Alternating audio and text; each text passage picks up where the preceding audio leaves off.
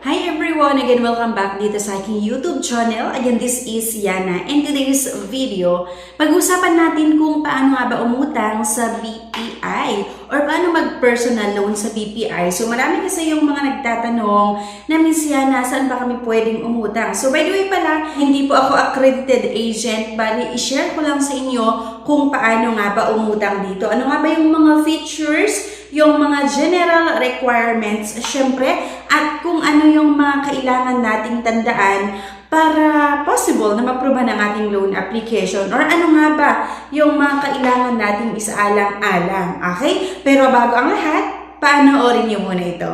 Subscribe na para makasali sa pa-GCash at cellphone giveaways na mai-announce every 25th of the month. Mechanics. 1. Find the 3 words in this video. 2. I-comment ang 3 words in order. 3. Like this video, subscribe, comment, and share.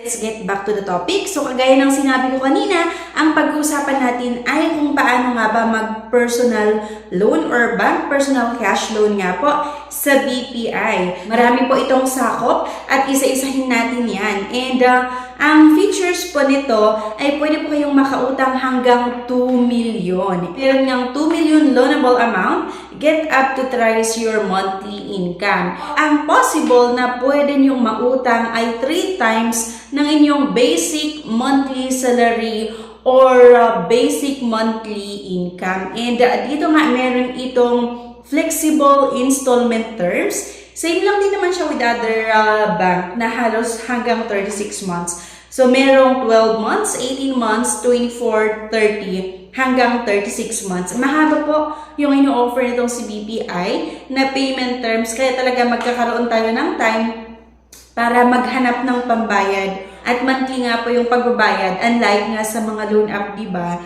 na kapag yung mga OLA or online loan app tayo manghiram, nag-offer lang sila ng 7 days, ng 10 days na payment terms. Pero dito nga kay BPI, hanggang 36 months. Ang isa pa sa maganda dito, non-collateral po siya. Hindi nyo kailangang i-collateral yung titulo ng inyong mga bahay or yung ORCR ng inyong sasakyan. Kasi nga po, non-collateral at payment through our automatic debit facility or auto-debit. Kapag sinasabi nilang auto-debit mga besh, kung meron kang bank account, yun po yung ilalagay nyo, may pipirmahan po tayo or meron tayong fill up na form at ilalagay natin yung ating bank account at doon po ikakaltas ni BPI ang ating payment every month. Make sure na lang na kapag nakautang kayo dito kay BPI, laging may laman ng inyong account. Kasi nga po, automatic po nila na dinededuct. And para mabigyan ko lang kayo ng idea, hindi lang naman kay BPI, maging sa ibang mga loan app. Kasi pumasok ako before bilang isang collection agent, sasakyan naman yon. May case na kapag 3 times pala mahigit na nagde-deduct yung mga bangko doon sa payment natin na naka-auto-debit kahit saan man yan, payment nyo sa loan or sa housing loan or sa car loan, wala silang nakukuha na pera kasi laging walang laman yung account mo, possible po na ma-close ang inyong account. Kaya make sure na laging may laman ang ating account nga. Para makautang nga tayo, merong requirements na kailangan nating isubmit. The following are required for all applicants of BPI personal loan. Yung general requirements mga beshi, dapat po yung edad nyo ay 21 years old and above to apply and not more than 60 years old upon loan maturity. Nasa bracket po tayo ng 21 hanggang 60 years old. At dapat nga daw po Filipino citizen working or residing within 30 kilometers from the nearest BPI branch. Number 1 mga beshies na requirements na kailangan natin isubmit ay yung 1 valid government issued ID and usually po front and back yan with 3 specimen signature. At ito nga daw yung mga ID na tinatanggap nila. Actually medyo marami siya. Passport pwede daw, driver's license, Professional Regulatory Commission or yung PRC ID, Postal ID pwede rin, yung Voter's ID, yung TIN or Tax Identification Number, yung Government Service Insurance System or GSIS e-card, Social Security System or SSS card, yung senior citizen card, medyo marami siya, and pwede din daw yung Overseas Worker Welfare Administration or OWA ID,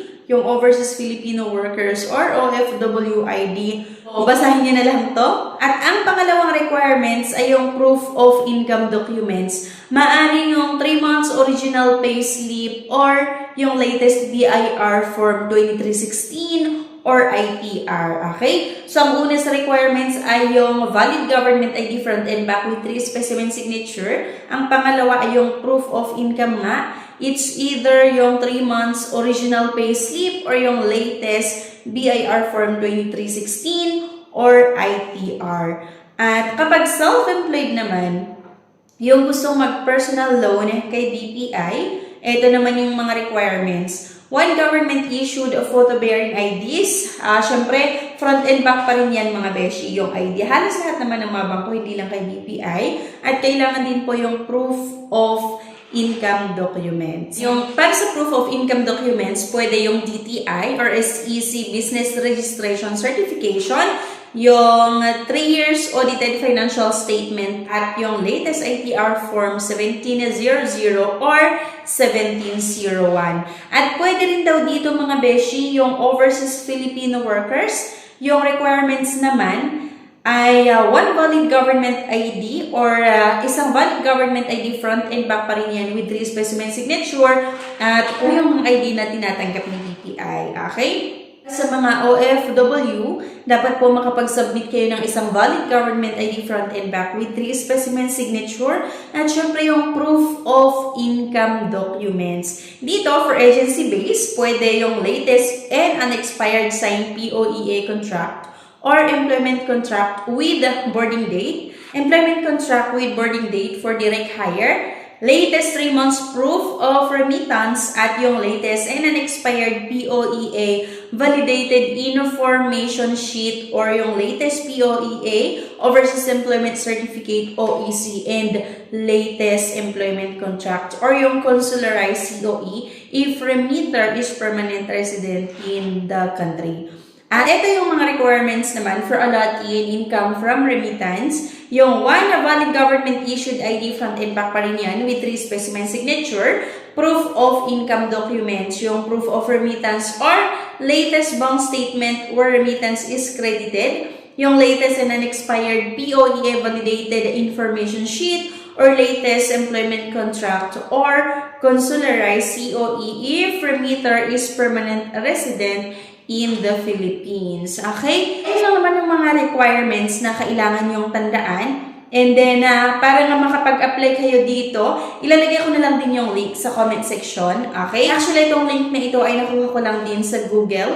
And pwede nyo i-click nga yung link na ito para mai-route kayo mismo sa kanilang site. And pwede nyo i-explore nga itong personal loan na ino-offer ni BPI. Pero gusto ko ulit na sabihin na hindi po ako accredited agent ka ni BPI kasi baka may magtatanong, Miss Yana, pwede mo ba akong tulungan para makautang sa BPI? So, yun nga po, hindi po ako accredited agent ni BPI. Ibang bangko po yung handle namin. Pero, sinare ko lang din sa inyo yung mga basic na information na kailangan yung tandaan kapag gusto nyong subukan nga na umutang sa pautangan na ito. Pwede nyo rin i-search yung BPI personal loan sa Google search. Ito, kailangan nyo lang sagutan yung completely fill out the application form. Use this. Ayun nga, gamitin nyo yung link na ito. Iscan nyo lang and email your documents to personal_loan@bpi.com.ph. Pero may mag-message naman po sa inyo once na nag-try kayo nga or once na click nyo yung apply now at sinagutan nyo yung mga kailangang impormasyon na hinahanap nga nitong si BPI. Note, applicant will be notified via SMS of their loan status within 5 to 7 banking days. Okay? So, baka kasi may magtanong sa inyo, Miss Yanan, sumubok naman po ako sa BPI, kaya lang isang araw na yung makalipas pero wala pa akong natatanggap na feedback. So, meron naman silang nakalagay na note na applicant will be notified via SMS of their loan status within 5 to 7 banking days po. So, medyo matagal, pero at least legit at mahaba yung payment terms na offer at syempre malaki yung pwede nating mautang at interest rate ay napakababa. Pwede rin naman kayong pumunta sa mga BPI branch at pwede nyong itanong kung paano nga ba mag-personal loan sa kanila para, di ba, ma-address din yung mga ibang katanungan nyo na syempre minsan hindi nasasagot sa pamamagitan ng pagsasearch. At please fill out all entries in the form to ensure the processing of your loan application. Incomplete information will cause a delay in processing. Yung mga beshies, yung mga kailangan nating tandaan para makautang dito. So, once kasi na pumunta kayo sa link na ito, ang kailangan nyo lang gawin ay sagutan yung loan information, borrower information, at syempre isubmit natin ang ating loan application at mag-aantay nga kayo ng message from BPI. At syempre, standard business hours ni BPI is from 8:30 a.m. to 5:30 p.m. Monday to Friday, and the application received outside the standard business hours will proceed on the next business days. Okay? So, yun lang mga beshies. Sana may nakuha kayo na idea kung paano nga manghiram dito sa BPI. So, para nga may explore nyo itong pautangan na ito or itong bangko na ito, pwede nyo i-click yung link nga na makikita nyo sa comment section at sa description below. Thank you guys for watching and see you on my next video. Bye-bye!